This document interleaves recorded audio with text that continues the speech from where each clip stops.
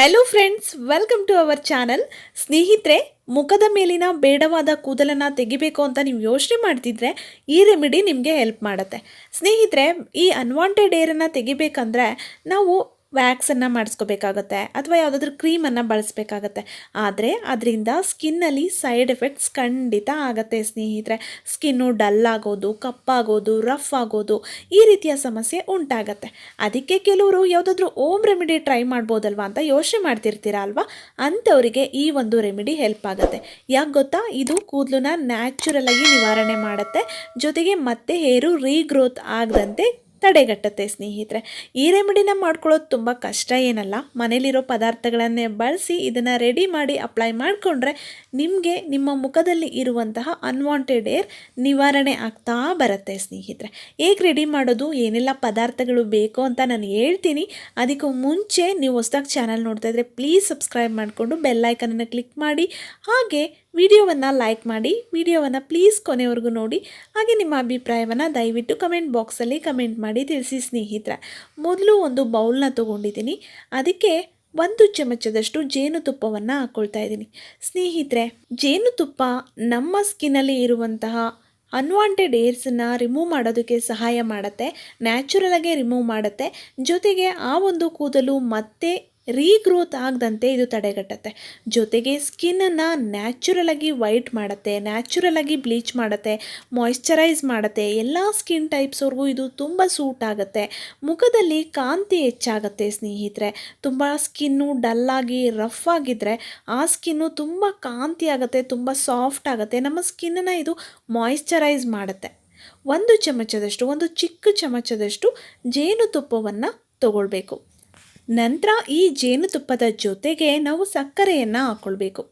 ಸಕ್ಕರೆ ನಮ್ಮ ಸ್ಕಿನ್ನಲ್ಲಿರೋ ಪಿಗ್ಮೆಂಟೇಷನನ್ನು ನಿವಾರಣೆ ಮಾಡೋದಕ್ಕೆ ಸಹಾಯ ಮಾಡುತ್ತೆ, ಡೆಡ್ ಸ್ಕಿನ್ಸನ್ನು ರಿಮೂವ್ ಮಾಡೋದಕ್ಕೆ ಸಹಾಯ ಮಾಡುತ್ತೆ. ಜೊತೆಗೆ ಇದು ನಮ್ಮ ಸ್ಕಿನ್ನಲ್ಲಿರೋ ಅನ್ವಾಂಟೆಡ್ ಏರ್ಸನ್ನು ರಿಮೂವ್ ಮಾಡೋದಕ್ಕೆ ಕೂಡ ಸಹಾಯ ಮಾಡುತ್ತೆ.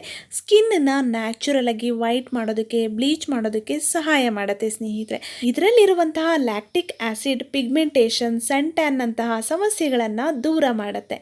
1 ಸ್ಪೂನ್ ಜೇನುತುಪ್ಪವನ್ನು ತೊಗೊಂಡಿದ್ದೀವಿ ಅಲ್ವಾ, ಅದಕ್ಕೆ 1 ಸ್ಪೂನಷ್ಟು ಸಕ್ಕರೆಯನ್ನು ಹಾಕ್ಕೊಳ್ಬೇಕು. ಎರಡನ್ನು ಸಮ ಪ್ರಮಾಣದಲ್ಲಿ ತಗೊಳ್ಬೇಕು. ಸಕ್ಕರೆಯನ್ನು ಹಾಕ್ಬಿಟ್ಟು ನಾವು ಮಿಕ್ಸ್ ಮಾಡ್ಕೊಳ್ಳೋಣ. ಹಾಗೆ ಸಕ್ಕರೆ ನಮ್ಮ ಸ್ಕಿನ್ನಿಗೆ ನ್ಯಾಚುರಲ್ ಸ್ಕ್ರಬ್ಬರ್ ರೀತಿ ವರ್ಕ್ ಮಾಡುತ್ತೆ. ಸ್ವಲ್ಪ ಇದು ರಫ್ ಇರೋದ್ರಿಂದ ಡೆಡ್ ಸ್ಕಿನ್ಸನ್ನ ರಿಮೂವ್ ಮಾಡುತ್ತೆ. ಚಿಕ್ಕ ಚಿಕ್ಕ ಕೂದಲುಗಳಿದ್ರೆ ಅದನ್ನು ನ್ಯಾಚುರಲಾಗಿ ಇಮಿಡಿಯೇಟಾಗಿ ರಿಮೂವ್ ಮಾಡೋದಕ್ಕೆ ಇದು ತುಂಬ ಸಹಕಾರಿ. ನಂತರ ಇದಕ್ಕೆ ಸ್ವಲ್ಪ 1 ಚಮಚದಷ್ಟು ನಿಂಬೆಹಣ್ಣಿನ ರಸವನ್ನು ಹಾಕ್ಕೊಳ್ಳೋಣ. ನಿಂಬೆಹಣ್ಣಿನ ರಸ ಕೂಡ ಅನ್ವಾಂಟೆಡ್ ಏರನ್ನು ರಿಮೂವ್ ಮಾಡೋದಕ್ಕೆ ಸಹಾಯ ಮಾಡಿ ಮತ್ತೆ ಹೇರು ರೀಗ್ರೋತ್ ಆಗದಂತೆ ತಡೆಗಟ್ಟುತ್ತೆ. ಸ್ನೇಹಿತರೆ, ಇದೆಲ್ಲವನ್ನು ಚೆನ್ನಾಗಿ ಮಿಕ್ಸ್ ಮಾಡೋಣ. ಈ ಒಂದು ರೆಮಿಡಿಯಿಂದ ಅನ್ವಾಂಟೆಡ್ ಏರನ್ನು ನಾವು ನ್ಯಾಚುರಲಾಗಿ ರಿಮೂವ್ ಮಾಡ್ಕೋಬಹುದು. ಫೇಸಲ್ಲಿ ವ್ಯಾಕ್ಸ್ ಎಲ್ಲ ಮಾಡಿದ್ರೆ ನಾವು ಅದರಿಂದ ಸೈಡ್ ಎಫೆಕ್ಟ್ಸ್ ಆಗಬಹುದಾ, ಅದರಿಂದ ಅಲರ್ಜಿ ಆಗಬಹುದಾ ಅಂತ ಭಯ ಆಗ್ತಿರುತ್ತೆ. ಮತ್ತೆ ಎಲ್ಲಿ ಹೇರು ಜಾಸ್ತಿ ಗ್ರೋತ್ ಆಗಿಬಿಡುತ್ತೋ ಅಂತ ಕೂಡ ಭಯ ಇರುತ್ತೆ.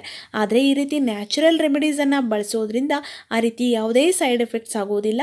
ಜೊತೆಗೆ ಮತ್ತೆ ಹೇರು ಹೆಚ್ಚು ಗ್ರೋತ್ ಆಗೋದಿಲ್ಲ. ಸ್ವಲ್ಪ ಟೈಮ್ ತೊಗೊಂಡ್ರು ಬಟ್ ಒಳ್ಳೆ ರಿಸಲ್ಟ್ ಅಂತೂ ಖಂಡಿತವಾಗ್ಲೂ ಸಿಗುತ್ತೆ. ಸ್ನೇಹಿತರೆ, ಹಾಗಿದ್ರೆ ಇದನ್ನು ಯಾವ ರೀತಿ ಬಳಸ್ಬೋದು, ಎಷ್ಟು ದಿನ ಬಳಸಬೇಕು ಅಂತ ಈಗ ನೋಡೋಣ. ಸ್ನೇಹಿತರೆ, ಇದನ್ನು ನೀವು ವಾರದಲ್ಲಿ 2 ಸಲ ಬಳಸಿದ್ರೆ ಸಾಕು. ವಾರದಲ್ಲಿ 2 ದಿನ ಬಳಸಿದ್ರೆ ನಿಮ್ಮ ಹೇರು ಗ್ರೋತ್ ಆಗೋದು ಕಡಿಮೆ ಆಗ್ತಾ ಹೋಗುತ್ತೆ. ಯಾವ ರೀತಿ ಬಳಸಬೇಕು ಅಂದರೆ, ನೀವು ಮುಖವನ್ನು ನೀಟಾಗಿ ಫಸ್ಟು ವಾಶ್ ಮಾಡ್ಕೊಂಬಿಡಿ. ನಂತರ ಇದನ್ನು ಅಪ್ಲೈ ಮಾಡಿಕೊಂಡು ಮೇಲ್ಮುಖವಾಗಿ ನೀವು ಮಸಾಜ್ ಮಾಡಬೇಕು. ಮೇಲ್ಮುಖವಾಗಿ ಸ್ಕಿನ್ನನ್ನು ಸ್ವಲ್ಪ ಪ್ರೆಸ್ ಮಾಡಿನೇ ರಬ್ ಮಾಡಬೇಕು. ಆವಾಗ ಹೇರ್ಸ್ ಎಲ್ಲ ರಿಮೂವ್ ಆಗೋದಕ್ಕೆ ತುಂಬ ಸಹಾಯ ಆಗುತ್ತೆ. ಮೇಲ್ಮುಖವಾಗಿ ಫಸ್ಟು ಎಲ್ಲ ನೀಟಾಗಿ ಅಪ್ಲೈ ಮಾಡ್ಕೊಳ್ಳಿ, ಸ್ವಲ್ಪ ಜಾಸ್ತಿನೇ ಅಪ್ಲೈ ಮಾಡ್ಕೊಳ್ಳಿ.